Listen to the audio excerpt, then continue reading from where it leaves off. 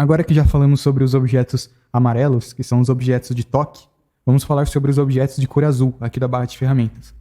Esses objetos são chamados Display Variables, e a função desses objetos é exibir informações na tela do display. Então existem vários Display Variables e eles têm funções diferentes. Então eu vou apresentar os detalhes de cada ferramenta, começando aqui pelo Dynamic Icon. Então aqui no PicID 5 podemos conferir exemplos de aplicação do Dynamic Icon.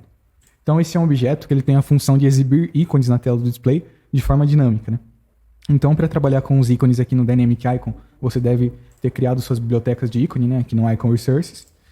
E aí você cria o seu Dynamic Icon aqui, né? Esse primeiro objeto. E quando você criar o Dynamic Icon, né? Você seleciona um VP, porque a função desse objeto, né? É mostrar o ícone dinamicamente. Então, de acordo com o valor que tiver escrito no VP, né? De acordo com a configuração que você fizer aqui nas propriedades do objeto, ele vai mostrar um certo ícone, né? Então você configura um VP aqui, né? Que esse Dynamic Icon vai trabalhar. Aqui você seleciona qual vai ser a biblioteca de ícones, né? Que esse objeto vai trabalhar. A transparência, se você quiser ativar aqui, como que funciona, né, a transparência? Se você ativar aqui essa propriedade, o que o display vai fazer vai ser pegar aqui o primeiro pixel do canto superior esquerdo da imagem de ícone, e todos os pixels que forem dessa mesma cor aqui na imagem vão ser transformados em transparente, tá? Então é assim que funciona a transparência no nosso display. Não é possível você adicionar imagens com transparência já no display, imagens PNG com transparência, por exemplo. Elas não são exibidas com sucesso ali na tela. Então tem que ser o próprio display quem faz a transparência na imagem, né? Então se você ativar essa propriedade, né, é isso que vai ocorrer. Se você colocar em transparente, o display pega o primeiro pixel do canto superior da esquerda e transforma todos os pixels que forem da mesma cor em transparente. Aqui a propriedade Icon Max e Icon Min definem qual vai ser a faixa de ícones que esse Dynamic Icon vai trabalhar. Então, clicando aqui nos 3 pontinhos, né, vai abrir aqui a biblioteca que o Dynamic Icon tiver associado, e aqui você define o ícone máximo, né? Então, eu poderia aqui, por exemplo, trabalhar com uma quantidade menor de ícones, né, do que tem dentro da biblioteca. Se eu quisesse trabalhar até o ícone 3, por exemplo, poderia definir aqui que o ícone máximo é o 3, o mínimo eu posso colocar como 0, por exemplo, né? Então, você define qual vai ser a faixa de ícones que vai trabalhar. Aqui, no caso, eu vou trabalhar com a biblioteca toda, né? Então, eu selecionei todos os ícones da biblioteca. E aqui a faixa de valores, né, valor máximo e valor mínimo, definem quais vão ser os valores que devem ser escritos no VP para exibir os ícones dinamicamente, né? Então, aqui nesse caso, a faixa de valores está igual à faixa de ícones. Então, o que acontece, né?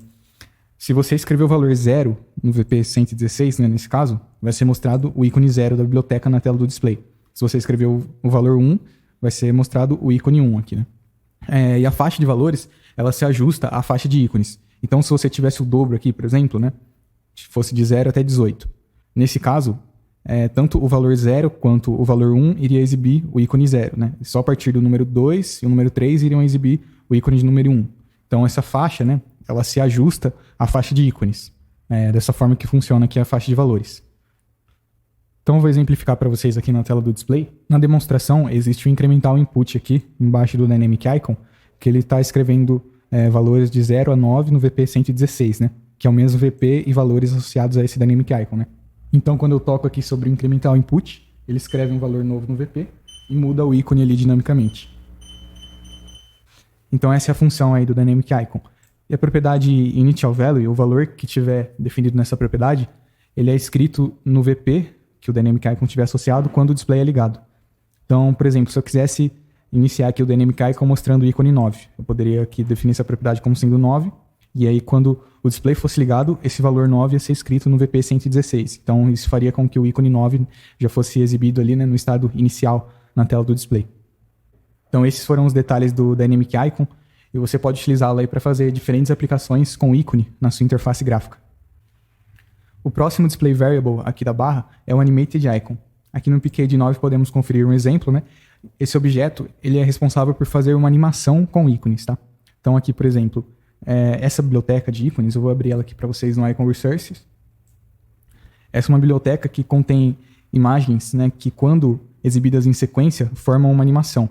Então eu vou mostrar aqui para vocês na tela do display. Então quando eu ativo o Animated Icon, a animação é feita, né? O que o objeto está fazendo é somente uma troca de imagens ali em loop, né?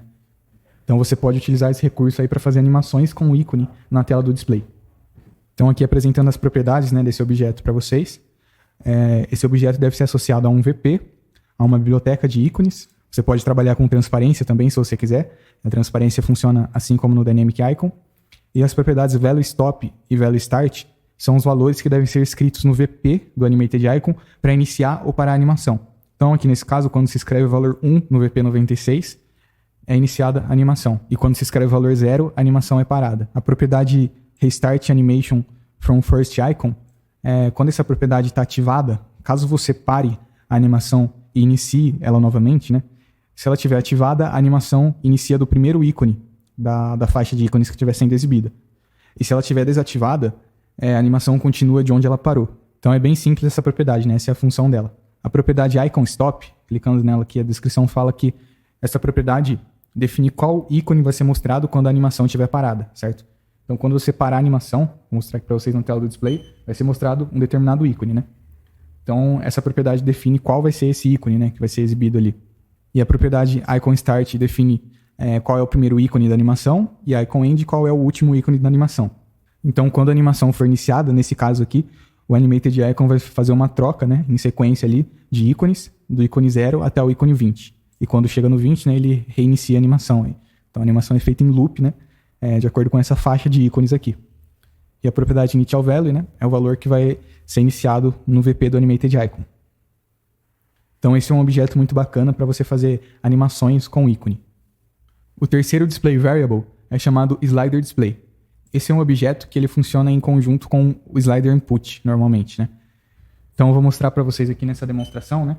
Existe uma barra de slider, né, que funciona com um Slider Input. E o Slider Display ele é responsável por exibir o ícone aqui, né? De forma que, quando o valor do VP muda, né, a posição do ícone também muda. Então, o Slider Display é utilizado para mostrar o ícone aí, né, normalmente com barras de slider mesmo. E para configurar esse objeto, né, você tem que definir um VP, definir uma biblioteca de ícones e definir qual vai ser o ícone da biblioteca que o Slider Display vai trabalhar. Então esse ícone ele vai ser movido ali na tela, né, de acordo com o valor do VP. Então aqui você pode ativar a transparência no ícone também, se você quiser. E as propriedades de valor máximo e valor mínimo definem a faixa de valores para que o ícone mude de posição, né, de acordo com o valor do VP. Então aqui no caso a faixa de valores está indo de 0 a 100. E como que o Slider Display trabalha, né? Ele trabalha de acordo com o tamanho da caixa dele aqui. Então no caso, aqui está definido que essa é uma barra vertical, tá? Também existe a possibilidade de ser uma barra de slider horizontal, mas nesse caso aqui é uma barra vertical. Então o objeto, né, utiliza esse tamanho aqui da caixa, né, o tamanho vertical, para trabalhar. Então, de acordo com o tamanho da caixa, né, e a faixa de valores, o ícone vai ser movido. Então nesse caso aqui, quando o valor é 0, o ícone está na posição aqui no canto superior, né, da caixa aqui do Slider Display. E quando o valor for 50, por exemplo, o ícone vai estar aqui no meio dessa caixa, né? A posição do ícone é definida de acordo com o tamanho da caixa, né, e a faixa de valores. Quando o valor for 100, ele vai estar aqui no limite da caixa. Então aqui nesse exemplo, né, o slider está escrevendo valores aqui no VP. Quando o usuário arrasta o dedo, né, gradativamente o objeto vai aumentando ali o valor do VP. E o Slider Display está associado a esse mesmo VP. Então, conforme vai aumentando, né, o valor do VP, o slider muda a posição do ícone. Então, essa faixa de valores, né, ela se adequa aí ao tamanho da caixa. Então, independente da faixa de valores, né, o valor máximo vai corresponder aqui ao máximo da caixa. Então, a faixa de valores ela tem essa relação aí com o tamanho da caixa. Nessa propriedade é muito importante definir se a barra vai ser vertical, como esse caso aqui, ou se vai ser uma barra horizontal. E aqui nessa propriedade você consegue adicionar um offset, caso você deseje, né? Então a descrição fala aqui, no caso se for uma barra horizontal, você pode adicionar um offset em X. E se for uma barra vertical, o valor de offset vai funcionar em Y, né? Então se você quiser adicionar um offset entre o início da caixa e a exibição do ícone, você pode alterar aqui o valor dessa propriedade. E as propriedades Value Type e Initial Value vocês já conhecem, né? Então essa é a função aí do Slider Display.